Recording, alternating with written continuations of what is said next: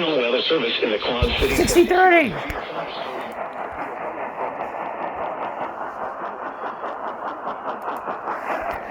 Iowa County until 8 p.m. 0.7% of the last 6 games. And the power 60 miles an hour wind gusts.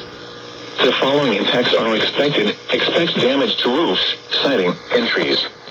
Locations affected include Cedar Rapids, Baringo, Fairfax, Atkins, Walford, Victor, Swisher, Newhall, Blairstown, Shoeyville, Norway, Ladora, Amana, Conroy, Middle Amana, Upper South Amana, East Amana, Hannon Lake Park, Costa, and Iowa County Fairgrounds. This includes the following highways: Interstate 80 in Iowa between mile markers 205 and 216. Interstate 380 between mile markers 8 and 13.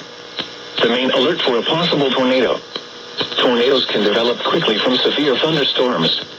If you spot a tornado, go at once into the basement or small central room in a sturdy structure. Take cover now.